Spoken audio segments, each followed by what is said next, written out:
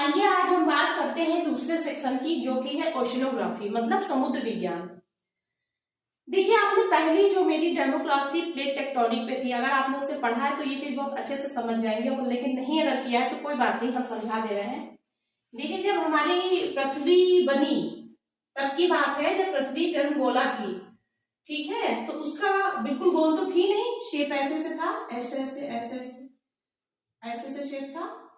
तो ये काफी गर्म थी, बहुत गर्म थी, इतनी गर्म थी कि हजारों साल लगे इसे ठंडा होने में। तो जब कोई गर्म चीज होती है तो उसकी जो भाप होती है ऊपर जाती है। हम देखिए क्या करते हैं, अगर भगोने में हम पानी गर्म कर रहे हैं, उसको ढक्कन से ढक दिया है, उसके बाद उसको उतार के रख देते हैं। जब वो ठंडा होता है, थोड़ी देर बाद अगर हम इसे खोलते हैं तो उसकी प्लेट जिसे जो ढक्कन है हमने जिसे बंद किया था उसको हटा दें तो उसमें बहुत सारा पानी होता है।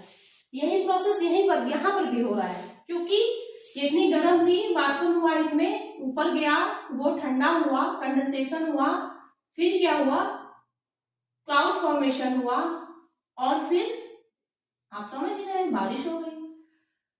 तो ये हजारों साल तक होता रहा। तो हजारों साल तक क्या होगा, बारिश भी होगी। इसी से क्या हुआ, ये जो अवतलीय संरचना है मतलब गड्ढे नुमा, इसमें पानी भर गया। क्यों? क्योंकि यहाँ पे एक जगह थी, जहां जहां जगह होगी वहां वहां पानी भर जाएगा। तो ये दो चीजें आप समझ में आई ना, है ना। दो चीजें क्या, एक तो ये सागर, और आप तली तो समझ चुके हैं प्लेट टेक्टोनिक में अभिसरण से जो बना था, ठीक है। और ये क्या हो गया, महाद्वीप।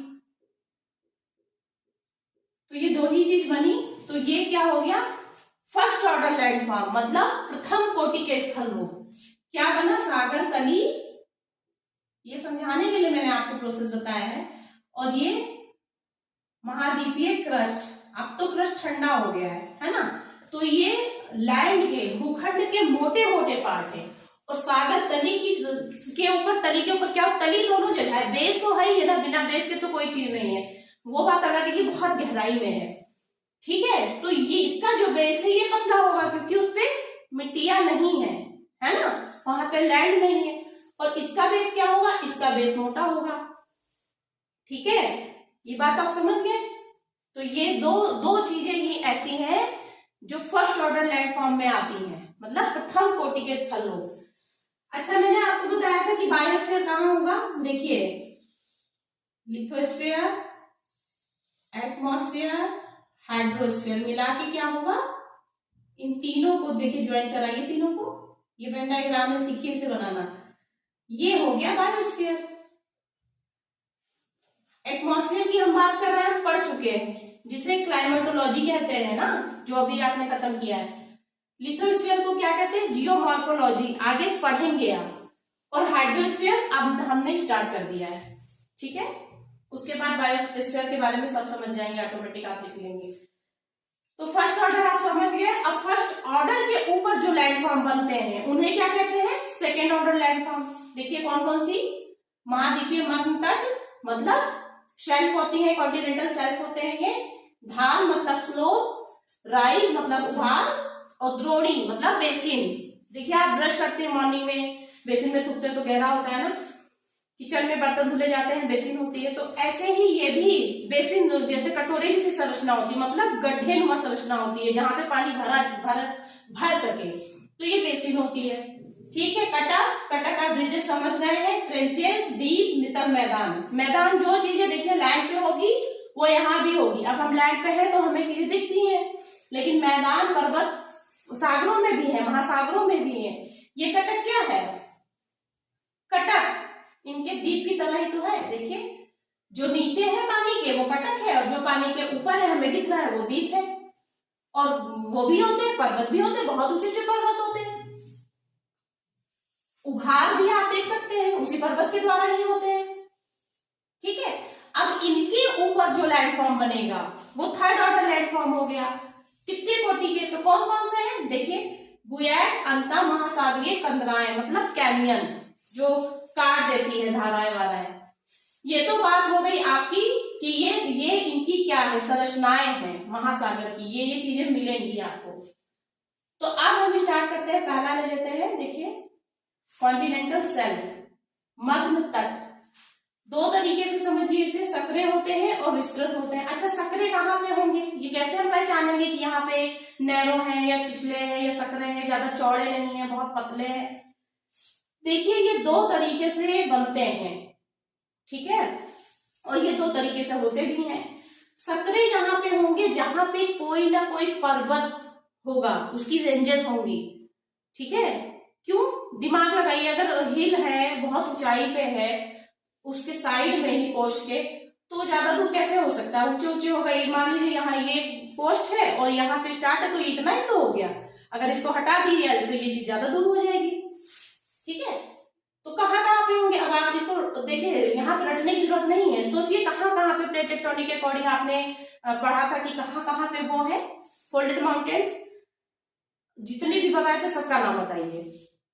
रॉकी है, कहाँ पे है रॉकी, आप एरिया जानते हैं, उसकी दिशा जानते हैं, नॉर्थ अमेरिका कॉन्टिनेंट के वेस्ट साइड में, ठीक है। एंडीज है, कहाँ है, ये भी वेस्ट साइड में है, ठीक है।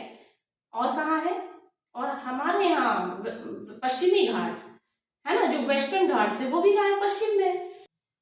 जो रेंजेस है वो वेस्ट में ही है। क्यों, कि कौन से जोन पे है वो, कन्वर्जेंस जोन पे है। और ये सारी प्लेटें वेस्ट साइड की कन्वर्जेंस में, इसीलिए ये आपको वेस्ट में दिख रहे हैं। और वहां पे देखिए ऑस्ट्रेलिया ईस्ट में है। तो वो चीज तो खैर अलग मैटर, आप प्लेट टेक्टोनिक में पढ़ चुके हैं। तो यहाँ पे मैं आपको समझा रही थी सकरा क्यों है। इसीलिए ये वाले क्षेत्र के जो जो मैंने आपको बताए, रेंजेस जहां जहां है, जिस डायरेक्शन में है, वहां पे महासागर जो भी है, क्यों वहां पैसिफिक नहीं है रॉकी के बगल, तो वो भी सकरा है। नीचे साउथ अमेरिका वो भी सकरा है। हमारे यहाँ ही देख लीजिए आप, वेस्टर्न घाट सकरा है। क्यों, क्योंकि वहां पे पश्चिमी घाट की चोटियां हैं ऊंची ऊंची। तो ये तो बात होगी। सहारा भी है, सहारा का उत्तरी आप देखेंगे तो वहां पे एटलस और रेंज है, तो वो भी है। कौन सा ऐसा है कॉन्टिनेंट जहां पे ये चीज नहीं है, यूरोप में है कहीं, देखिए कैंटाब्राइन इधर है, स्पेन की तरफ, कार्पेथियन नीचे है, बीच में है, और आल्प्स और दिनारिक ये कहाँ पे है, एपेनाइन इटली में है। तो ये वेस्ट साइड में जब हम यूरोप के जाते हैं, जहां पे बहुत सारे छोटे छोटे सागर है, बाल्टिक सी है, नॉर्थ सी है, ये सारी चीजें हैं, वहां पे ये बहुत चौड़े हैं। क्यों, क्योंकि वहां पे बहुत ऊंचे ऊंचे पर्वतमालाएं नहीं है। आप देख लीजिए कहीं पर्वतमाला है क्या वहां पे इस तरीके की, जैसे मैंने बताया, तो आपको नहीं मिलेगी। इसलिए वहां पे, कहाँ पे, यूरोप के वेस्ट में, ईस्ट में नहीं, वेस्ट में, इधर साइड चौड़े चौड़े है ये मग्न तट, कॉन्टिनेंटल शेल्फ चौड़े हैं। बनते कैसे हैं ये दो बलों के द्वारा बनते हैं, इंडोजेनिक और एक्सोजेनिक, मतलब अंतर्जात और बाह्यजात। अंतर्जात बल जैसे हम समझ रहे हैं कि जमीन के नीचे की घटना, तो कौन सी होती है, ये भी आप प्लेट टेक्टोनिक में पढ़ चुके हैं, ज्वालामुखी है ना, ध्वंसन की क्रिया, जैसे बीच का कोई पार्ट है या साइड के दोनों धंस गए या बीच का धंस गया, तो है तो क्या वो, है ना, ध्वंसन ही है, तो फॉल्ट की वजह से। और उद्गार, लावा अगर ऊपर आ जाएगा तली पे, तो वो क्या हो जाएगी, तली ऊंची हो जाएगी। मान लीजिए नीचे से लावा हम कह रहे हैं 2 ही मीटर ऊपर आ गया, तो 2 मीटर तली क्या हो गई, ऊंची हो गई, तो उसकी वजह से चेंजेस हो जाएंगे। इस तरीके की कहां पे क्रिया आपको दिख रही है, देखिए हमारे वेस्ट घाट जो है वो लावा उद्गार की वजह से ही ऊंची हो गई है, तो ये उसका अच्छा एग्जाम्पल है, ठीक है। अंतर्जात बल में लावा ने नई क्रस्ट का निर्माण कर दिया तो ऊंचा हो गया। अब हम दूसरी की बात करते हैं, एक्सो मतलब बाह्यजात बल। बाह्यजात बल की जो एजेंसीज होती कौन कौन सी होती हैं, जो बाहर ही होंगी, जमीन पे ही होंगी, हमें दिखेंगी, कौन कौन सी होंगी, देखिए यहीं से तीनों चीजों को मिला लीजिए। एटमॉस्फेयर से एयर ले लीजिए, हाइड्रोस्फेयर से क्या ले लीजिए, करंट ले लीजिए, तरंगे, लिथोस्फेयर से क्या ले लीजिए, नदियां। इन्हीं तीनों से तीनों एजेंट पकड़ लीजिए, आप याद रहेगा, नदियां, तरंगे, धाराएं और पवन, यही होती हैं, यही कराती हैं। तो ये कहां पे, कि कौन सा एग्जाम्पल है इसका, देखिए इसका एग्जाम्पल देखिए। बाह्यजात बल 2 तरीके के काम करते हैं, एक होता है इरोजनल, एक होता है डिपोजिशनल, मतलब काटना और जमाना। अच्छा आप सोचिए नदियों के बारे में चाहे हवा के बारे में, दोनों के बारे में सोच के देखिए कि जब हवा एक दिशा से चल रही है तो धूल उड़ाएगी। अगर मान लीजिए को बहुत सारे धूल का ढेर है और ईस्ट से वेस्ट से हवा चल रही है, ईस्ट की तरफ जा रही है, तो जो धूल है वो किस डायरेक्शन में जाएगी? सीधी सी बात है, हवा की डायरेक्शन में जाएगी, है ना। एक समय के बाद हवा के साथ चलते चलते जब हवा क्या हो जाएगी, थक जाएगी, रुक जाएगी, तो वो भी रुक जाएगी जो उसके साथ है क्या, धूल कण। तो वो कहाँ पे डिपॉजिट होगा? वो उस जगह डिपॉजिट होगा जहां पे हवा रुक गई है, या उसकी गति धीमी हो गई है, या वो कमजोर हो गई है तो रुक गई, रेस्ट करने लगी, तो वो अपने साथ जिसको ले जा रही है उसको भी रेस्ट कराएगी। तो वहां पे जब इकट्ठा होंगी तो वही हवा क्या कर रही है? डिपोजिशन का काम कर रही है। ठीक है, किसका काम कर रही है? निक्षेपण। निक्षेप मतलब इकट्ठा कर रही है, वहां पे ढेर लगा दिया। और एक जगह वो है जहां से वो उठा के ला रही थी, वहां से क्या कर दी? कटान कर दिया, उसने उठा लिया, उठा के हटा दिया, तो इरोजन मतलब काट दिया। तो हवा ने दो काम किया। ऐसे ही नदी होती है, जब हिमालय से नदी गिरती है तो चीजों को काटते फाटते चलती है। बहुत सारे रॉक्स आप देखते हैं, खैर ये आप समझ भी सकते हैं, इसमें ज्यादा समझाने की जरूरत नहीं है। लेकिन जब उसका वेग कम हो जाता है नदी का, जैसे कि पवन का वेग कम हो गया था, तो जब नदी का वेग जहां पे कम हो जाएगा क्या करेगी? वो फिर बहुत सारा लोड लेकर आगे नहीं बढ़ पाती है, धीमे धीमे धीमे चलते चलते चलते गिरने से पहले क्या करेगी? वो भी रेस्ट करने लगेगी और अपने साथ जिसको लाई है लोडर्स को वो भी रेस्ट करने लगेंगे। तो क्या बन जाएगा? डेल्टा। तो डेल्टा क्या हो गया? इसमें रखने जैसी क्या बात है? दिमाग लगाइए, डेल्टा कैसे हो गया? Delta just because of deposition. Deposition क्यों? क्योंकि वो धीमी गति उसकी हो गई थी। और ऊपर जो कटान हो रही है, देखिए जियोमॉर्फोलॉजी आप भी यहां से समझ रहे हैं, ऊपर से जो पर्वतों से आ रही वेग के साथ काटा छाटा गॉर्ज बनाया, नीचे आठ रिवर स्ट्रेसेस बनाए, बहुत सारी चीजें बनाते हुए मोनेट नॉक करते हुए नीचे तक आ गई, तो ये क्या हो जाएंगी? ये सब किस में आएंगे? इरोजनल में, मतलब अपरदनकारी कार्यों के द्वारा। तो ऐसे ही देखिए वाह्यजात बल में दो तरीके से बनता है, अपरदन और निक्षेपण। तो अपरदन से क्या बना? सबसे ज्यादा ये चौड़े कहां पर है? कहां पर है? यूरोप में, वेस्ट में। तो वहीं पर क्या करेंगे? क्यों? क्योंकि सबसे ज्यादा महासागर है, तो वहां पे सबसे ज्यादा महासागर है, तो करंट भी सबसे ज्यादा वहीं पे चलेगी, स्ट्रीम भी वहीं पे चलेगी। तो तरंगों ने क्या किया? कटान किया। तो क्या बना? उत्तरी सागर, बाल्टिक सागर, नॉर्वेजियन सागर और इंग्लिश चैनल, ये सब कटान की वजह से बने हैं। आप देखिए मैप पे ध्यान से, हम बार बार क्यों चिल्लाते हैं कि आप मैप देखिए, मैप देखिए, हर चीज मैप से समझ में आ जाएगी। तो ये तो बात हो गई किसकी? इरोजन की। अब हम बात करते हैं डिपोजिशन की। इसका क्या एग्जाम्पल है? तो आप देखिए हमारे यहाँ हमने वेस्ट साइड में तो आपको बता दिया, अब ईस्ट साइड में देखिए नदियां क्या कर रही है? डेल्टा नहीं बना रही है। सबसे बड़ा डेल्टा मांजुली द्वीप जो बनाती है, सुंदरवन डेल्टा, उसी मांजुली द्वीप में ही सुंदरवन डेल्टा है। विश्व का सबसे बड़ा डेल्टा कौन बना रही है? गंगा ब्रह्मपुत्र नदियां मिलकर बनाती हैं। तो ये क्या हो गया? डिपोजिशन। हम नीचे आते हैं, अगर वेस्ट में ईस्ट में और साउथ की हम बात करें तो साउथ में कावेरी डेल्टा आप जानते हैं। ऊपर बढ़ेंगे तो कृष्णा है, गोदावरी है, और ऊपर जितनी भी नदियां हैं आप अगर ईस्ट साइड में देखेंगे तो सब की सब क्या करती हैं? बनाती हैं डेल्टा। तो ये तो बात हो गई आपकी कॉन्टिनेंटल शेल्फ चौड़े कैसे होते हैं और सकरे कैसे होते हैं, ठीक, किन वर्क पे आधारित होते हैं, कौन कौन सी फोर्सेस लगती हैं, कौन कौन सी एजेंसी होती है, मतलब परिवहन शक्तियां होती, परिवहन शक्तियों को ही मैं बोल रही हूँ, विंड हुए, रिवर हुए, ये तीनों से याद कर लीजिएगा, ठीक है। लिथोस्फीयर में क्या मतलब, उसमें नदियां चलती हैं तो रिवर हो गई, ये विंड हो गया और ये स्ट्रीम वगैरह हो गए। तो ये सब हो गई है ट्रांसपोर्टिंग एजेंसीज, परिवहन शक्तियां।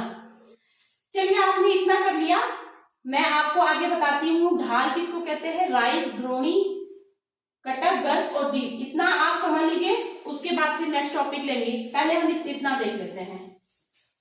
तो चलिए हम देख लेते हैं कि क्वेश्चंस कैसे आते हैं पेपर में, मेंस में, ऑप्शनल के। और ये ऑप्शनल में नहीं, जीएस फर्स्ट में भी पूछ सकते हैं। अभी 18 में इसकी धाराओं के बारे में पूछ लिया था, वो भी वर्ल्ड लेवल पे दिखाइए। तो चलिए हम देखते हैं अब क्वेश्चन कैसे आएगा। सागरीय नितल की बनावट या कुछ भी करके स्ट्रक्चर करके बोल रहे हैं, तो आपको यही आंसर करना है वहां पे फिट।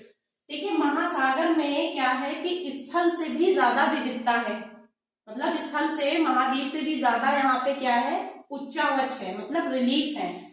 तो ये तो आप स्टार्टिंग कैसे भी कर सकते हैं, अपनी लैंग्वेज में करिए स्टार्ट अच्छे से अच्छे। उसको लिखने दो लाइन इंट्रो करने के बाद आप आ जाइएगा महासागर की मुख्य आकृतियां निम्नलिखित हैं, और ये ऐसे लिखिएगा। सबसे पहले देखिए महाद्वीपीय मध्य तट, जो कि हमने आपको अभी बताया था ना, कॉन्टिनेंटल शेल्फ की बात ये कर रहे हैं, फिर ढाल मतलब स्लोप की बात कर रहे हैं, फिर ये राइज की बात कर रहे हैं, और यहाँ पे देखिए महासागरीय गर्त, महासागरीय कटक, नितल मैदान, ज्वालामुखी पर्वत, लावा और मैग्मा। लावा कब होता है, मैग्मा कब होता है आप जानते हैं।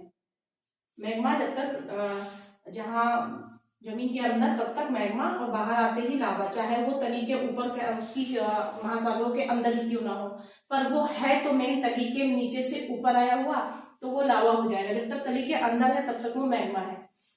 चलिए अब हम बात करते हैं इसकी महाद्वीपीय मध्य तट, जो कि मैंने आपको अभी डिटेल में बताया। वो सारी चीजें आप यहाँ लिख सकते हैं कि कहाँ संकरे होते हैं, वो एक क्षेत्र बता दीजिए, क्यों होते हैं, कारण बता दीजिए, और कहाँ विस्तृत होते हैं, कहाँ कहाँ है क्षेत्र बता दीजिए, और क्यों होते हैं कारण बता दीजिए। उसके बाद बताइए कि 17.5% पूरे महासागरों में इनका एरिया है, और इनकी गहराई कितनी होती है, 100 फैथम तक, मतलब 1000 मीटर तक ही होती है। इससे ज्यादा ये गहरे हो ही नहीं सकते, क्योंकि ये देखिए महाद्वीप के जस्ट बगल की भाग है, और इससे ज्यादा सकरे कहाँ होंगे, जहां पे रेंजेस है, ठीक है। और इनकी अंतिम बिंदु, अंतिम सीमा क्या है, ये ढाल। क्यों, क्योंकि थोड़ा सा ढाल आएगा यहाँ पे, देखिए क्या है, डिपोजिशन नहीं हो सकता है, कहाँ पे, ढाल पे। ये तो आप समझ सकते हैं ना कि कोई चीज ढाल है, अगर ऐसे है स्लोप है तो खट से वो नीचे गिर जाएगा, वहां पे डिपोजिशन नहीं हो सकता। और यहाँ पे इरोजन होगा महाद्वीप, है ना, कॉन्टिनेंटल शेल्फ में। कॉन्टिनेंटल से बहुत इंपॉर्टेंट क्यों है, देखिए सबसे पहली बात कि जितनी चीजें होती हैं, नौका वौका और लोग क्लिफ वगैरह करने जाते हैं पर्यटन के, उससे भी जहाँ जाते हैं साउथ में, गोवा में लोग, जस्ट बिकॉज ऑफ ये टूरिज्म के लिए फेमस है। दूसरा सबसे ज्यादा ऑयल एक्सट्रैक्शन यहीं पे होता है, कॉमर्शियल यूज भी यहीं पे होता है, क्योंकि कोस्ट के पास ही सारे रिसोर्सेज मिलते हैं, चाहे वो नेचुरल गैस हो, क्रूड ऑयल है, डीजल हो, पेट्रोल हो, जो भी चीजें हैं यहीं तक, क्योंकि 100 फैथम तक ही मिलती हैं। उसका कारण क्या है, 100 फैथम तक ही सनलाइट पहुंचती है, तो जो भी रिसोर्स है वहीं तक मिलती है। इवन फिशिंग जोन भी, बड़े बड़े जो मछलियों को मारा जाता है, पकड़ा जाता है, वो यहीं पे फिश देखिए यहाँ पे रेस्ट करती है यहाँ करके स्लोप के पास। तो ये हर चीज में देखिए, इसको आप अपने यहाँ इंडिया में ही देख लीजिए, कहाँ कहाँ, जैसे कि कहाँ से, अरेबिया सी के पास आलिया बेट, भसीन, ये सब तेल के कुएं हैं। बंगाल की खाड़ी के पास, असम के पास देखिए वहां पे, तो ये क्षेत्र आप देख भी सकते हैं। कहीं पे भी मैक्सिको की खाड़ी है, आप वहां देख लीजिए, फारस की खाड़ी है, फारस की खाड़ी में भी तो यही होता है, ऑयल के सबसे ज्यादा। इंडोनेशिया देख लीजिए, इंडोनेशिया भी तो ऑयल में बहुत ज्यादा रिच है। कोई भी एरिया आप यहाँ पे फिट कर देंगे वो फिट हो जाएगा। देखिए और दिमाग लगाइए कहाँ पे, जहां जहां पे गल्फ है, खाड़ी है और ऐसे क्षेत्र है, वहां पे मिनरल रिसोर्सेस में, ऑयल में, फिशिंग में यही होगा।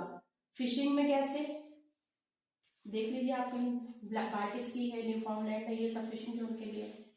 ढाल, अच्छा इसका अंतिम बिंदु क्या है, ढाल। ढाल जैसे ही स्टार्ट होने वाला होगा वहां ये कॉन्टिनेंट मध्य तट जो होते हैं सेल्फ खत्म हो जाते हैं।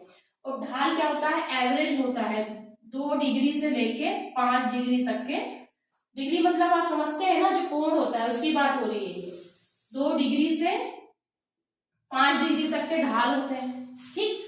ढाल पे क्या होता है, देखिए डिपोजिशन नहीं होगा, यहाँ पे निक्षेपण नहीं होगा, कोई चीज इकट्ठा नहीं होगी, ये आगे बढ़ जाएगा। जब आगे बढ़ जाएगा तो थोड़ा ज्यादा तक, देखिए यहाँ धीरे धीरे से स्लोप स्टार्ट हो रहा है। मध्य ढाल की सीमा इनकी अंतिम सीमा है ढाल की।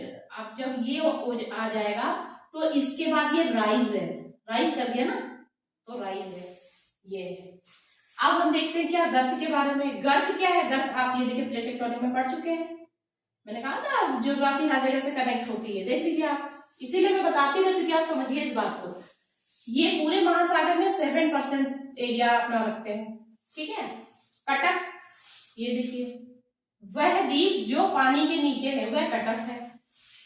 नितल मैदान, ये बहुत ज्यादा दूर दूर तक होते हैं, इनका विस्तार बहुत होता है, क्योंकि ये सारी चीजें जो है ना, स्ट्रक्चर बहुत कम है, ये चीज ज्यादा है। पानी की गहराई बहुत ज्यादा होती है यहाँ पे, देखिए 3000 से 6000 मीटर तक, और ये 75% पूरे महासागरों का एरिया कवर करते हैं, ठीक है।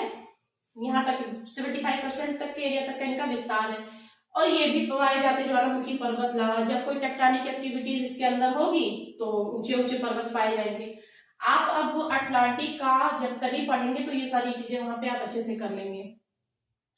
तो आई होप इसको आपने बहुत अच्छे से कर लिया। देखिए आपका एक क्वेश्चन यहाँ से तैयार हो गया और ये चीजें भी आपकी कवर हो गई। आइए हम नेक्स्ट टॉपिक लेते हैं कि क्या होता है कैप, चैनल, जीवाश्म ईंधन, प्राकृतिक, कृत्रिम बंदरगाह, ठीक है, और जैवीय संसाधन क्यों महाद्वीपीय मध्य तट पे मिलते हैं। मैंने पहले बता दिया है लेकिन फिर भी कुछ ऐसी चीजें आ रही थी तो मैंने कहा चलिए इसके बारे में भी आपको बता दूं। केप क्या होता है? केप का आपने नाम सुना होगा अगर हिस्ट्री पढ़ी है तो। वास्को डी गामा कहाँ से आए थे? केप ऑफ गुड होप से। केप ऑफ रोका से भी आए थे। ये कहाँ पे है? ये पुर्तगाल और स्पेन के पास जो पड़ता है ना केप, वहां पे है, उसी रास्ते से होते हुए आए हैं। तो केप के बारे में सुना, चैनल के बारे में भी आपने सुना होगा। चैनल क्या होते हैं? जीवाश्म ईंधन मैं बताऊंगी अभी। प्राकृतिक और कृत्रिम बंदरगाह में अंतर क्या होता है, क्यों बोला जाता है, ठीक है। ये सब सबसे पहले बात ये जान लीजिए, महाद्वीपीय मध्य तट की ही बात हो रही है, ये सारे इसी के पार्ट है। क्योंकि ये कहाँ तक होता है, पहले बताया था हमने, 100 फैथम तक। तो आप अगर महाद्वीपीय मध्य तट के बारे में पूछा जाए तो ये चीज भी आप उसमें ऐड कर सकते हैं, ये सारी चीजें। लेकिन इनके बारे में स्पेसिफिक पूछा जाए तभी करिए, क्योंकि इनका अपना अपना रोल है। देखिए केप क्या होते हैं? केप होती हैं जल राशियों के, महासागर की वो जो छिछली जल राशियां होती हैं जो गहराई में होती हैं, यहाँ पे लंगर डाले जाते हैं। लंगर मतलब जहाज के जो बेड़े होते हैं ना, वो यहाँ पे खड़े किए जा सकते हैं। बहुत ज्यादा हलचल नहीं होती है यहाँ पे कि बहुत ज्यादा हलचल है, प्रॉब्लम है, इधर से हवा आ रही है उधर से हवा आ रही है ले जा रही है, ऐसा कुछ नहीं होता है, इसलिए वहां पे इसको डाल देते हैं। खास बात इनकी क्या होती है? इनकी खास बात ये होती है कि ये 10 मीटर तक गहरे होते हैं। अगर गहरे नहीं होंगे तो मान लीजिए जो जहाज है जिसको डालना है, जो लंगर है, वो खुद 5 मीटर या 10 मीटर की नीचे तक के गहराई तक है, तो इसकी गहराई अगर उससे ज्यादा नहीं है तो बेकार है ना। तो 10 मीटर तक तो ये गहरे होते ही हैं। और इनकी दिशा क्या होती है? दिशा एक होती है। और ये दो तरीके के होते हैं। कौन कौन से? मौसमी और स्थायी। स्थायी क्या उन्हें कहते हैं जो साल भर एक ही दिशा को फॉलो करते हैं, ठीक है। और मौसमी कौन से होते हैं? जो मौसम के अकॉर्डिंग बदल जाया करते हैं। हमारे यहाँ जो केप कोमोरिन है सबसे नीचे केरल के पास, वो दोनों प्रकार का है। दोनों प्रकार का कैसे है? देखिए जब हम ग्रीष्मकालीन मानसून आता है तो वहां पे दोनों तरफ से, एक तरफ से बारिश होती है, तो यहाँ पे नीचे सबसे ज्यादा केरल के पास बारिश मिलती है ना, सबसे पहले वेस्ट अरेबियन सी से। और जब शीतकालीन मानसून आता है तो कोरोमंडल पे बारिश होती है, तो दोनों के बीच में ये केप कोमोरिन यहाँ पड़ता है बीच में, तो इसलिए वो दोनों हवा को प्राप्त करता है। तो ये बस भर उसी तरीके से काम करती है केप कोमोरिन। अब बात करते हैं वो वाली जो स्थायी होती है, वो कौन सी होती है? वो आप देखिए अभी मैंने बोला था ना केप ऑफ रोका। केप ऑफ रोका और ऊपर जाएंगे साउथ अफ्रीका में जाएंगे तो भी है, साउथ अफ्रीका में ये है केप ऑफ गुड होप, आप जानते हैं उसे। ये दोनों क्या है? ये दोनों वेस्टर्ली के प्रभाव में है, जो वेस्ट से पवन चलती है ना उसके प्रभाव में है, तो हमेशा उधर की डायरेक्शन में ही चलते हैं, ठीक है। तो ये दो प्रकार के केप हो गए। केप की इंपॉर्टेंस आप जान गए ना, लंगर डाले रहते हैं वहां पे। चैनल क्या होता है? चैनल देखिए, चैनल जब बनता है स्लोप के चेंज की होने की वजह से, स्लोप ग्रेडियंट देखना पड़ता है। स्लोप बदलने की वजह से, मान लीजिए ये ढाल ऐसे है तो ढाल ऐसे है तो जिधर ढाल होगी पानी उधर ही जाएगा ना, तो चैनल उसी का अनुसरण करती है, ढाल का, ठीक है। ढाल का अनुसरण करते हुए उसी दिशा में बहती रहती है, इसीलिए चैनल्स होते हैं।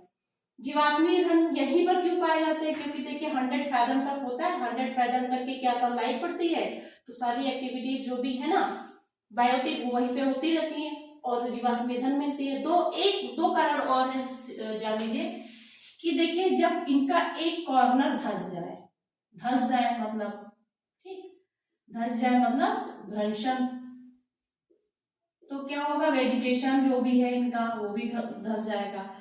दूसरा, तली में उभार या ऊंचा होना, ठीक। तो क्या होगा, तो भी यही चीज होगी।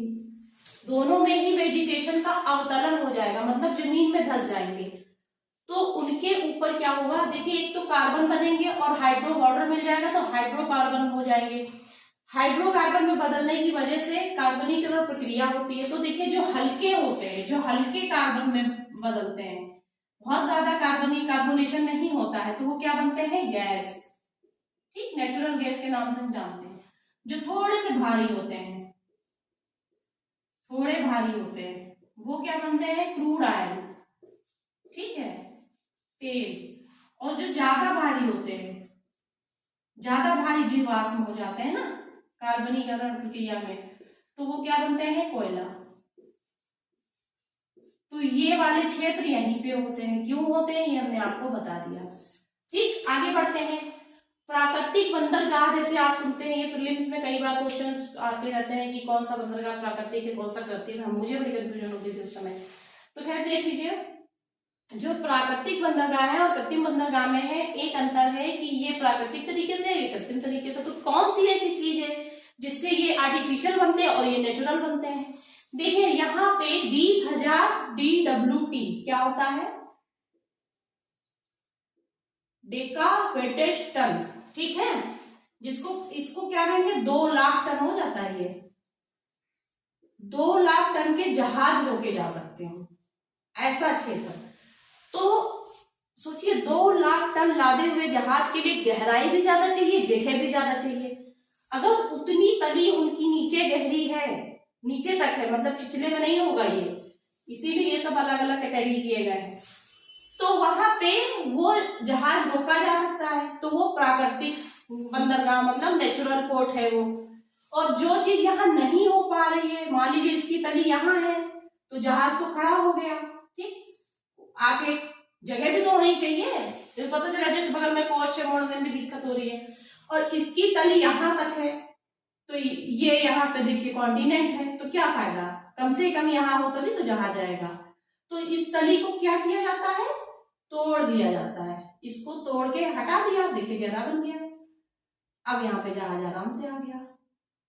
जो पहले कॉन्टिनेंट के पास जहाज खड़ा हो रहा था ना, मुड़ने में हर चीज की प्रॉब्लम होगी, उसको यहाँ इजी मूवमेंट के लिए यहाँ खड़ा होना है, और ये यहाँ तक तो देखा कि नीचे जा सकता है, तो इस तली को तोड़ दिया। तो भेदन क्रिया, तली छेदन और भेदन क्रिया, इसी के द्वारा कृत्रिम बंदरगाह बनते हैं। ठीक है, तो आर्टिफिशियल पोर्ट कैसे बनते हैं ये आपने देख लिया। ये ऑटोमेटिक बने हैं, तो ये नेचुरल है, मतलब 2 लाख टन के जो जहाज सामान लेकर है वो आ जाए, ये इसकी रिक्वायरमेंट होती है। जैवीय संसाधन यहाँ क्यों मिलते हैं, देखिए मैंने बताया 100 फैथम पर सारी एक्टिविटीज होती है ना, फोटोसिंथेसिस, फोटो जोन है वो, तो वहीं पे सारी चीजें मिलेंगी। लेमिनेरिया का पौधा है, मेडिसिनल प्लांट है, मोती है, मछली है, देखिए फिशिंग जोन जो भी होता है वो भी वहीं पर होता है। तो सारी चीजें लगभग आप जितने भी रिसोर्सेस की बात करेंगे वो लगभग यहीं पे मिलते हैं, इसलिए ये कॉन्टिनेंटल शेल्फ बहुत इंपॉर्टेंट हो जाते हैं। ठीक है, तो ये आप पहला क्वेश्चन जो है आपका तैयार हो गया है, और उसके साथ साथ मैंने ये चीजें भी बता दी हैं। चलिए मिलते हैं नेक्स्ट क्लास में। Thank you.